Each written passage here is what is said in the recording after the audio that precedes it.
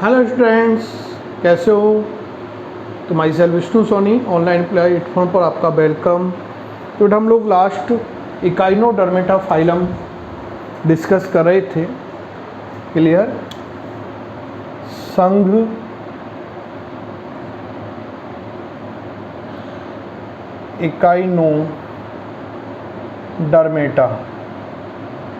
Echinodermata संघ के बारे में हम लोग डिस्कशन कर रहे थे।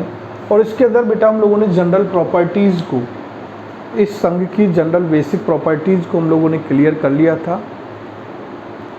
आगे हम लोग कंटिन्यू इस फाइलम के अंदर डिस्कस करते हैं इसका क्लासिफिकेशन। नेक्स्ट डिस्कस क्या कर रहे हैं हम लोग बेटा? क्लासिफिकेशन के बारे में डिस्कस कर रहे हैं। तो आप लोग हेडिंग मेंशन करोगे इकाइनोडर्मेटा संघ का वर्गीकरण, classification of phylum Echinodermata. Clear? तो इकाइनोडर्मेटा संघ को बेटा 5 वर्गों में बांटा गया है। आर्थ्रोपोडा को 7 में बांटा गया था, मोलस्का को 6 में बांटा गया है, और इकाइनोडर्मेटा को बेटा कितने में बांटा गया है? 5 में। और ई से स्टार्ट होता है इकाइनोडर्मेटा, और ई अल्फ़ाबेट के 5th नंबर पे आता है। इसलिए बेटा कितनी क्लास है? 5 क्लास है। वैसे याद हो जाएंगी ना? क्लियर? अब हम लोग 5 क्लासें मेंशन करते हैं कि 5 क्लासें कौन कौन सी हैं। तो सबसे पहली क्लास आपके एस्टीराइडिया,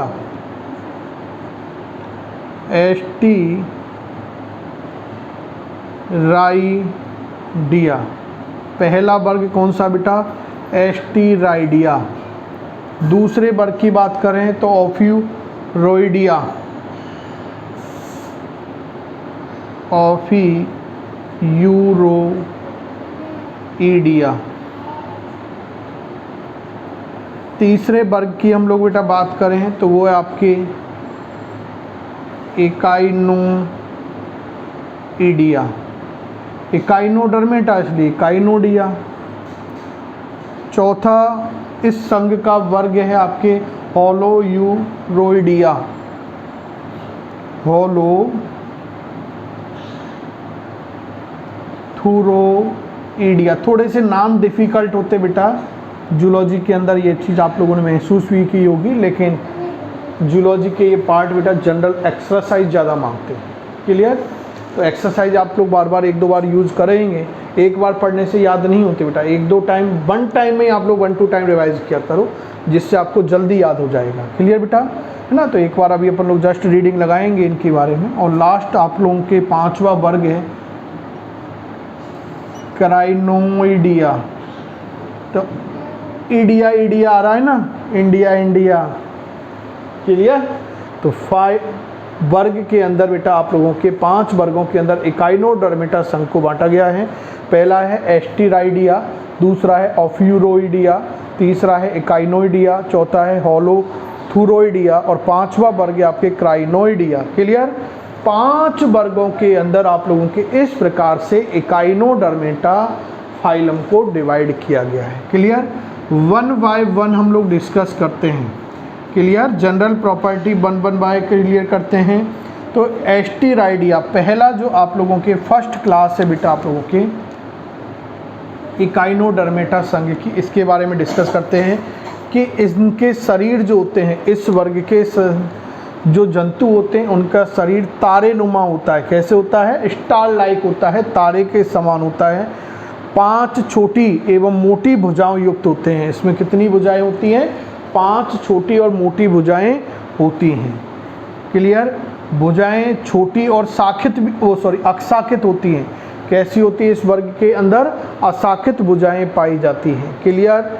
नेक्स्ट यदि हम लोग बेटा बात करें लार्वा की, तो इस वर्ग के जंतुओं के अंदर ब्रैकियोलेरिया प्रकार का लार्वा पाया जाता है। ब्रैकियोलेरिया प्रकार का लार्वा पाया जाता है। मोस्ट कॉमन एग्जाम्पल यदि हम लोग बात करें तो स्टारफिश, तारा मछली इसके अंदर आती है बेटा। एस्टीराइडिया के अंदर आपके एस्टीरियास और asterias is commonly known as the तारा मछली स्टारफिश। यदि आप लोग बेटा बायोलॉजी की लैब के अंदर आप लोगों ने ट्यूर किया हो तो बायोलॉजी की लैब के अंदर आपको ये स्टारफिश नज़र आ जाएगी। क्लियर? तो उसमें देखना आप लोग 5 भुजाएं होती हैं। क्लियर? देखना आप लोग जब ऑब्जर्व करोगे तभी क्लियर होते बेटा। यहाँ एनिमल किंगडम के कई कंसेप्ट लेबोरेटरी में बेटर क्लियर होते हैं। आगे हम लोग बात करते हैं ओफियूरोइडिया, सेकंड क्लास की हम लोग बात करते हैं। तो इस वर्ग के अंदर जो जंतु आते हैं उनका शरीर बेटा फ्लैट होता है, चपटा होता है और तारे के समान होता है। चपटा और तारे के समान होता है। क्लियर? इनके अंदर जो भुजाएं होती है वो पतली, लंबी एवं संधि युक्त होती हैं। पतली, लंबी एवं संधि युक्त होती है जो आसानी से टूटकर भंगुर हो जाती है। भुजाएं शरीर से क्या हो जाएंगी? टूट जाती हैं, भंगुरता पाई जाती है। सीधा सही है। क्लियर? ओफियूरोइडिया के अंदर लार्वा की हम लोग बात करें तो इस वर्ग के अंदर जो लार्वा होता है उसको ओफियोप्ल्यूटियस कहा जाता है।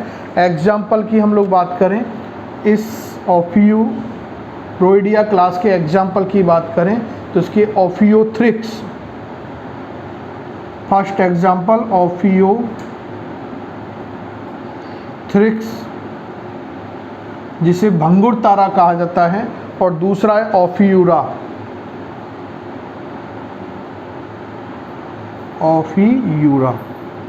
ओफियोथ्रिक्स और ओफियूरा। क्लियर? ब्रिटल स्टार है, भंगुर तारा है। इसके बाद हम लोग तीसरे वर्ग की बेटा बात करते हैं, आपके इकाइनोइडिया।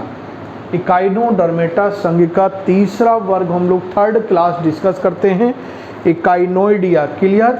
इस वर्ग के जंतुओं का शरीर गोलाकार एवं चपटा होता है। भुजाएं इनके अंदर अनुपस्थित होती हैं। शरीर गोलाकार अथवा चपटा होगा, भुजाएं इनमें अनुपस्थित होंगी। क्लियर? मुख 5 दांतों के चौर्णक अंग अरस्तु की लाइनटेन युक्त होता है।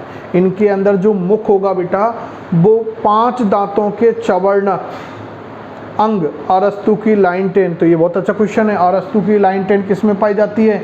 इकाइनोडर्मेटा संघ के अंदर और इकाइनोडिया वर्ग के अंदर। लार्वा इसके अंदर जो होता है उसको इकाइनोप्ल्यूटियस कहा जाता है। लार्वा को क्या कहा जाता है? इकाइनोप्ल्यूटियस कहा जाता है। Most common example of this class यदि हम लोग देखें तो आपके इकाइनस, क्या है बेटा आप लोगों के? इकाइनस है। क्लियर? जिसे समुद्री अर्चिन कहा जाता है, सी अर्चिन, समुद्री अर्चिन। ये आपके सब लेबोरेटरी में अवेलेबल मिलते हैं, जनरल जो चीज़ें होती है ना। आप लोग एक बार देखना, क्लियर हो जाएंगे बेटा आपके, है ना। इस क्लास के एक तो स्टारफिश, समुद्री अर्चिन, ये आपके वहाँ मिलते हैं लैब में। आगे हम लोग 4th क्लास को डिस्कस करते हैं। चौथा वर्ग हम लोग इकाइनोडर्मेटा संघ की बात करते हैं, और वो कौन सा? आपके होलोथुरोइडिया। इस वर्ग के जंतुओं का शरीर, इस वर्ग के जंतुओं का शरीर जो होता है बेटा वो लंबा, बेलनाकार और खीरे के समान होता है।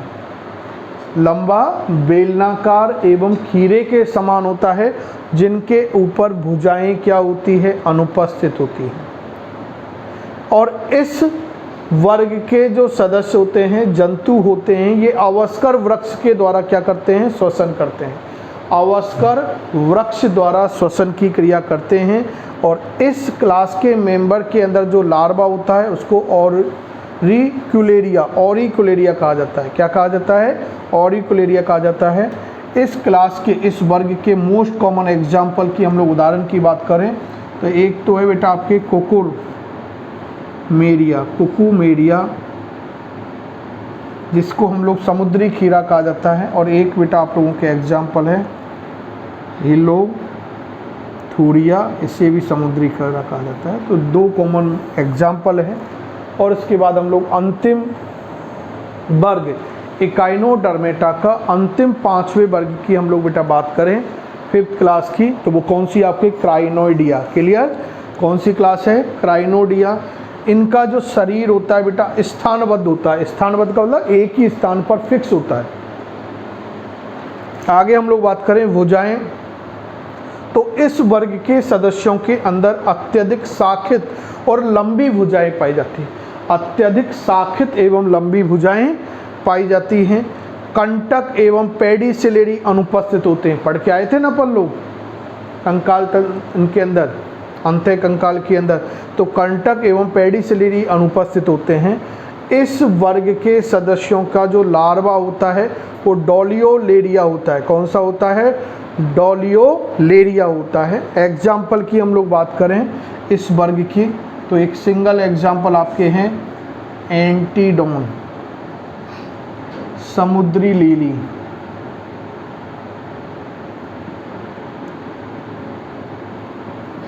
देखना बेटा ये सब आप लोगों के एनसीईआरटी के अंदर एग्जाम्पल हैं और एनसीईआरटी के एग्जाम्पल को आप लोगों को रिमाइंड रखना है। क्लियर?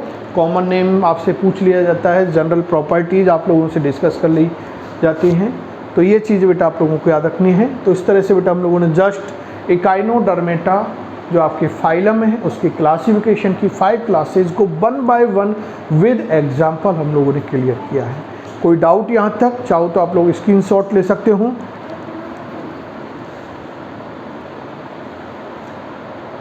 क्लियर बेटा? इसके बाद हम लोग अंतिम नॉन कोऑर्डिनेट के फाइलम की ओर चलते हैं और वो है बेटा आप लोगों के अंतिम संघ नॉन कोऑर्डिनेट का एकशेरुक का कौन सा है? आंसर आपको देना है। याद है या नहीं ऑर्डर? आप लोगों को ऑर्डर याद होना चाहिए। ऑर्डर याद नहीं है तो ये मान लेना आपके चैप्टर कभी क्लियर नहीं हो सकता। तो कौन सा बेटा आपके संघ? हेमिकॉर्डेटा। क्लियर? हेमिकॉर्डेटा। हेमिकॉर्डेटा जो संघ है बेटा, इससे कॉर्डेट और नॉन कॉर्डेट के मध्य में, इस संघ को कॉर्डेटा और नॉन कॉर्डेटा के मध्य की योजक कड़ी भी कहा जाता है। क्लियर? हेमिकॉर्डेटा को पहले कॉर्डेट संघ में एक उपसंघ के रूप में रखा गया था। इसे क्या है? पहले कॉर्डेट संघ के एक उपसंघ के रूप में रखा गया था, लेकिन अब इसे नॉन कॉर्डेट के अंदर एक अलग से संघ में रखा गया है, अलग से एक संघ दिया गया था। पहले इसको कॉर्डेट में एक उपसंघ माना गया था, लेकिन वर्तमान में इसे कहाँ रखा गया है? यदि मॉडर्न क्लासिफिकेशन की बात करें तो नॉन कॉर्डेट के अंदर इसे एक पृथक संघ की संज्ञा दी गई थी। क्लियर? इस संघ के जो जंतु होते हैं बेटा वो समुद्री होते हैं एवं बिलकारी होते हैं, फोसिलियर होते हैं, बिलकारी होते हैं, बिलों में अपना जीवन यापन करते हैं।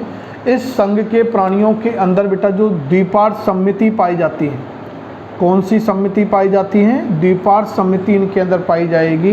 अंग तंत्र प्रकार का शारीरिक संगठन पाया जाता है। इनके अंदर अंग तंत्र स्तर का शारीरिक संगठन पाया जाता है। इनके अंदर वास्तविक यानी सत्य देह गुहा पाई जाती है, सीलोन पाई जाती है। क्लियर? इस संघ के प्राणियों के अंदर, इस संघ के प्राणियों का जो शरीर होता है वो क्रमीनुमा होता है। कैसा होता है? क्रमी रूपी होता है, वॉर्म लाइक होता है, भंगुर और मुलायम होता है, भंगुर एवं मुलायम होता है। क्लियर? इस संघ के प्राणियों के अंदर खंडी भवन सेगमेंटेशन अनुपस्थित होता है, यानी शरीर खंडों में विभेदित नहीं होता है। क्लियर? ऐसा ही हम लोगों ने मोलस्का के अंदर डिस्कस किया था। आगे हम लोग बेटा बात करें कि इस संघ के प्राणियों का जो शरीर है बेटा ये 3 भागों में बटा हुआ होता है। एक सुंड के अंदर, दूसरा आपके कॉलर के अंदर और तीसरा आपके बेटा कौन सा है? धड़भाग, ट्रंक पार्ट होता है।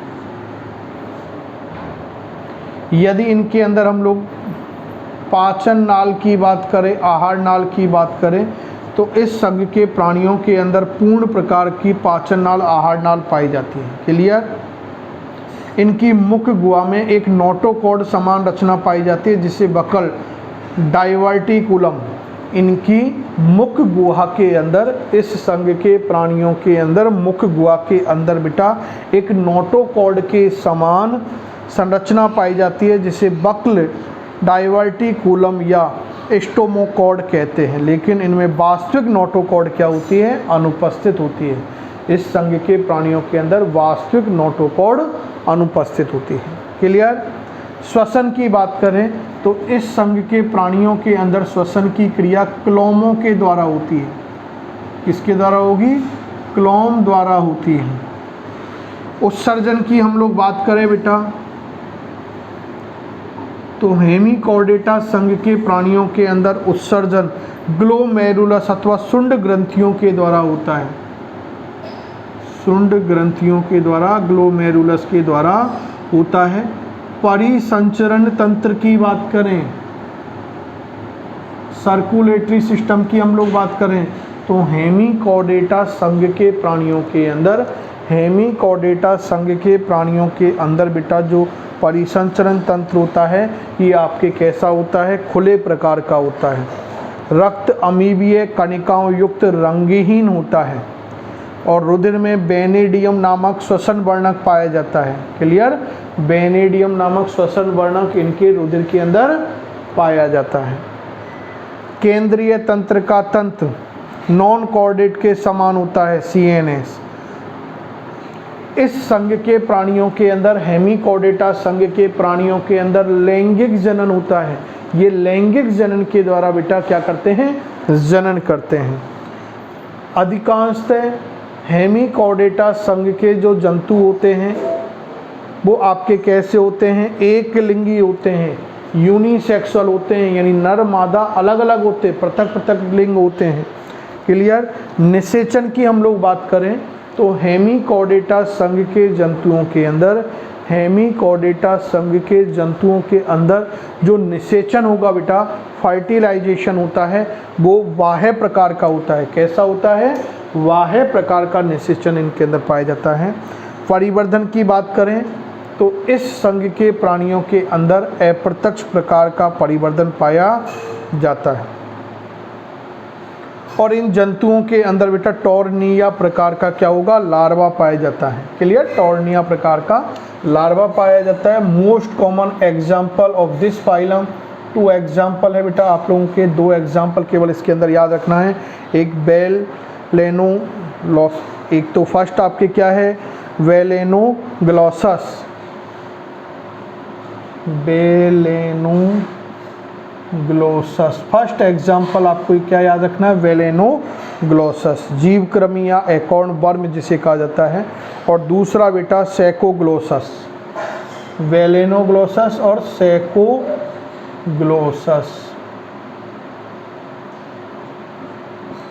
Balanoglossus, सैकोग्लोसस, Balanoglossus, सैकोग्लोसस is the most common example of the phylum Hemichordata.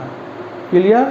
तो इस तरह से बेटा हम लोगों ने हेमिकॉर्डेटा आपके संघ एक सिंपल बेसिक फाइलम है, क्योंकि ये देखें तो आपके नॉन कॉर्डेट और कॉर्डेट के बिटवीन क्या है? कनेक्टिव लिंक हैं। क्लियर? तो इस तरह से हम लोगों ने जस्ट इस फाइलम को क्लियर किया है। Thank you, good bye.